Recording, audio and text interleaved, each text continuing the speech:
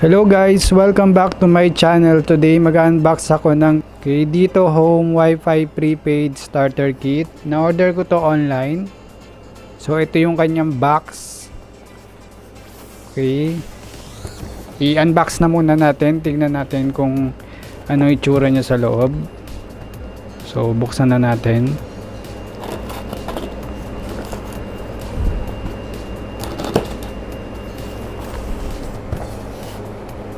Dito natin buksan sa ilalim para kapag merong problema dun sa unit, pwede natin ibalik dun sa seller.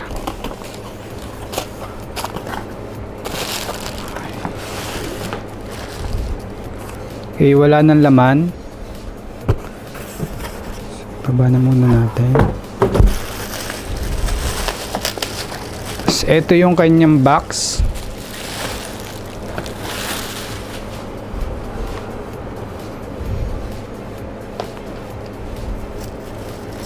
Meron siyang kasamang SIM card.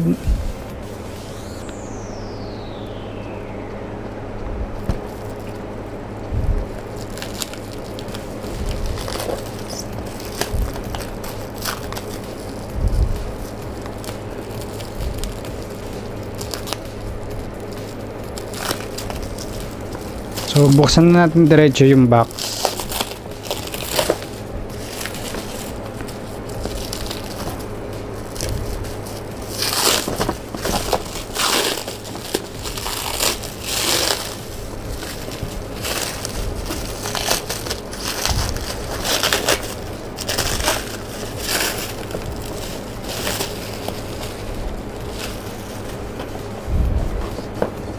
So ito yung kanyang box.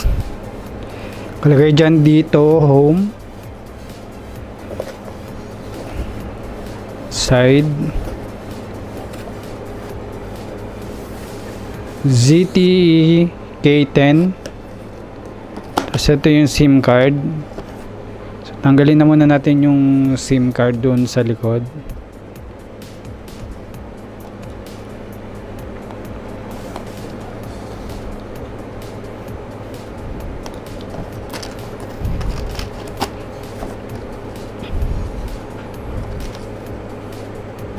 Sige, buksan natin yung box. Tingnan natin kung anong laman. Okay, upon opening, meron siyang K10, let's go getting started with your device. Ito yung kanyang user manual. Tapos meron tayong dito warranty card.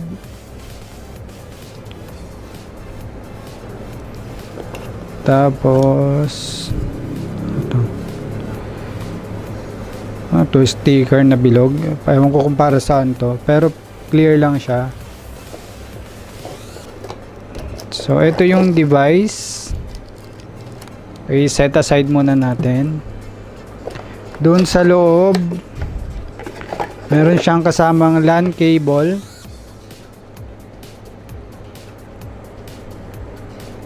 RJ45. Tapos meron siyang power supply or power adapter. Kalagay doon ZTE. So wala na siyang laman. Okay.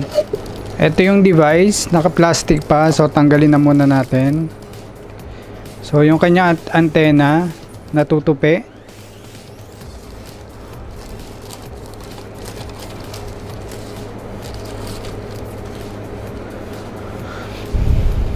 So ito yung device.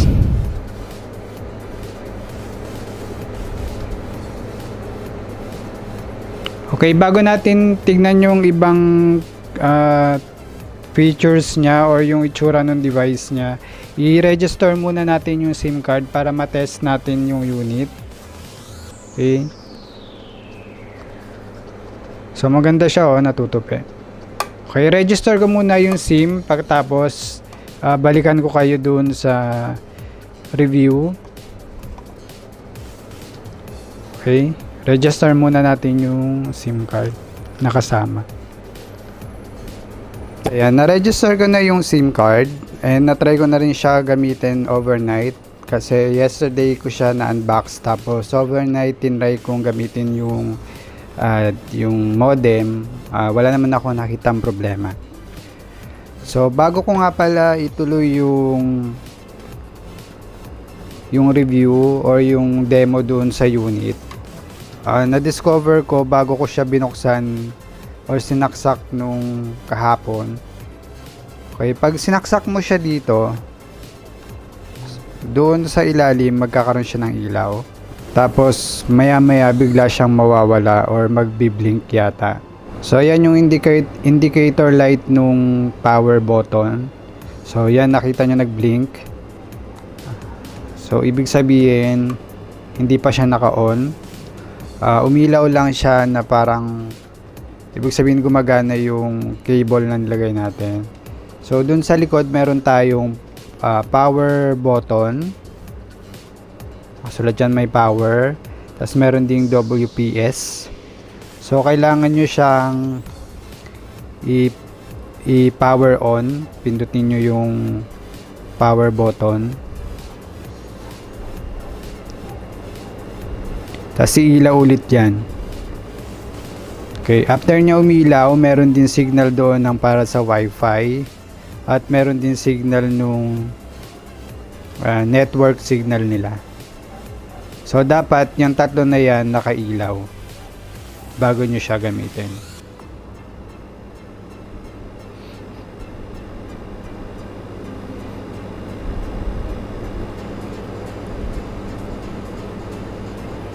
Nakita nyo nagbi-blink yung mga ilaw nya. So ayan. Okay, tatlong ilaw na yung nandoon. Meron tayo para sa power, Wi-Fi signal, and para doon sa network signal niya. Network signal yung parang sa cellphone natin, kapag nakikita natin na meron bang signal yung cellphone natin, yung network signal niya. So ibig sabihin pag nakailaw siya, ibig sabihin meron tayong data signal at meron din tayong Wi-Fi signal. So kailangan yan, tatlong ilaw na yan gumagana. Okay? Tapos doon sa likod, meron tayong WPS. Tapos meron ding reset button. At meron din tayong LAN connector. Doon sa unboxing pinakita ko, meron siyang kasamang LAN cable. So dyan nyo siya i-insert. Tapos pwede nyo siya ilagay direct doon sa TV nyo. Kung gagamitin nyo siya as internet. Or diba, manonood kayo ng mga streaming video, or gagamitin nyo yung TV nyo, gusto nyo direct yung sa internet, pwede. Or pwede rin siya sa computer, direct sa laptop or direct sa desktop computer. Tapos ito yung kanyang DC in, yung kanyang power supply at yung kanyang power button. Tapos dun sa harap, nandun yung kanyang dito home na logo. And sa ilalim nandun yung kanyang model number. Andun yung kanyang Wi-Fi SSID, Wi-Fi key, URL and password. Ito yung kanyang IMEI. Tapos ito yung kanyang nano SIM card. Yung SIM card niya nano SIM na, yung pinakamaliit. So i-insert nyo siya dyan. Tapos meron siyang mini USB port, hindi ko pa alam kung para saan yan. Pero mamaya titignan ko sa manual kung para saan yan. And yun, eto na yung device. Okay, madali lang naman i-register yung SIM card. Susundan nyo lang yung instruction doon sa apps. So, kailangan meron kayong downloaded na dito apps. So, pag in-open nyo yan, lalabas dyan yung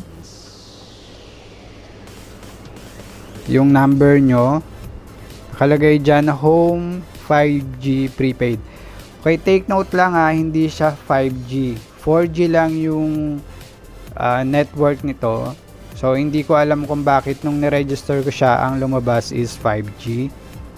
So medyo nalito ako doon kasi nung sinubukan kong mag-buy ng promo, nung una lumabas puro 5G 5G network yung offer nila.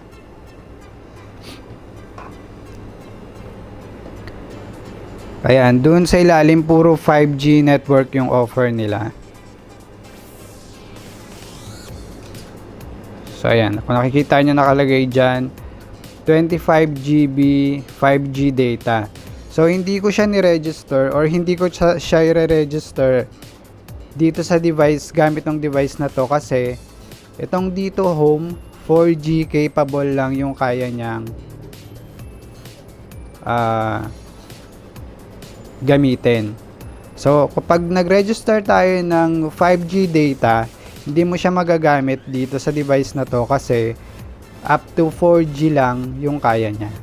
Okay, makakapag-register kayo pero hindi nyo siya magagamit dito sa device. Okay, bago kayo mag-register ng promo offer, basahin nyo muna yung mga nakalagay na promo bago ninyo siya gamitin or bago nyo siya i-register. Kasi kapag gumamit kayo ng 5G promo nila tapos 4G lang yung gamit ninyong modem, hindi nyo siya magagamit. Masasayang lang yung data na binili ninyo. So wag na wag kayong gagamit ng 5G data kapag ito yung ginamit ninyo. Kasi masasayang lang yung registration nyo. Okay, doon sa taas meron naman tayong promo na 30 GB 4G data. 180 pesos na siya for 1 week. 7 days lang yung kanyang validity. Tapos meron din siyang kasamang 50 GB data. 4G yung data niya for 30 days na 480 pesos. Tandaan nyo lang na i-register nyo muna yung SIM.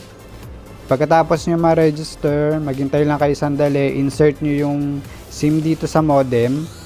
Tapos, kapag nag-okay na yung mga signal niya sa Wi-Fi at yung kanyang network signal, lahat yan may ilaw na, pwede nyo na siyang gamitin.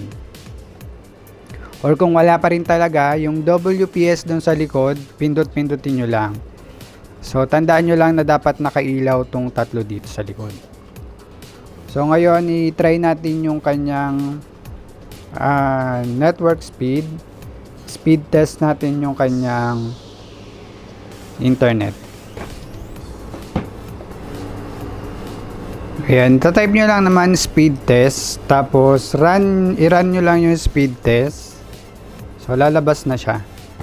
Okay, yung speed test natin depende yan kung saan yung area nyo. Hindi porket mababa yung lumabas na result sa akin or mas mataas, ganun na rin sa inyo. Depende pa rin yung signal niya kung nasa ang area kayo. So, tandaan nyo yan. Kung malakas yung signal sa inyo nandito, syempre malakas din yung or maganda rin yung speed test niya. Depende po yan sa location. Hindi po yan depende sa modem na ginagamit natin. Or, ibig ko sabihin, iba-iba yung lumalabas. Kasi minsan na-try ko na sa Caloocan ako, nasa Quezon City, iba yung connection na lumabas. Iba yung connection speed. Okay? Ayan. Ayan yung lumabas. 27.1 Mbps download at 5.92 Mbps upload. Ayan, mabilis naman yung kanyang connection. So hindi siya nagbabuffer, tama lang.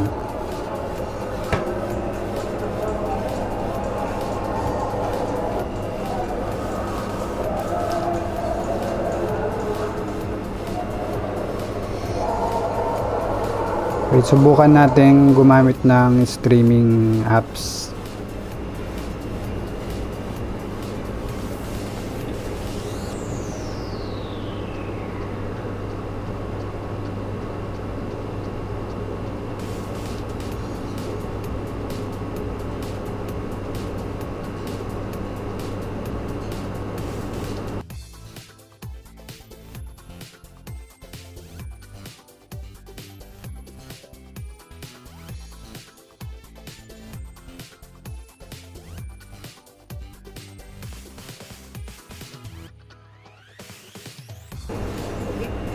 Ayan, dun sa streaming apps, naka-HD yung video na gamit natin. Gamit tayo ng tab.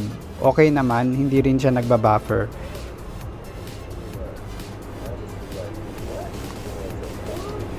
Okay, yung dito home pala na binili ko, meron siyang kasamang 70 GB na free data. Nakuha ko siya after ko ma-register yung SIM. Anyway, kung nalilito naman kayo, meron naman siyang kasamang manual. So, babasahin nyo lang yan, titignan nyo dyan, pag-aralan nyo lang kung paano nyo gagamitin yung modem. Okay guys, yun lang for now. Hopefully, na may natutunan kayo or nagkaroon kayo na idea about sa Dito Home na in-unbox natin today. See you again sa susunod natin unboxing. So, medyo natatagalan tayo sa pag-unboxing pero subukan natin mag-upload pa ng mga unboxing videos kapag hindi tayo busy.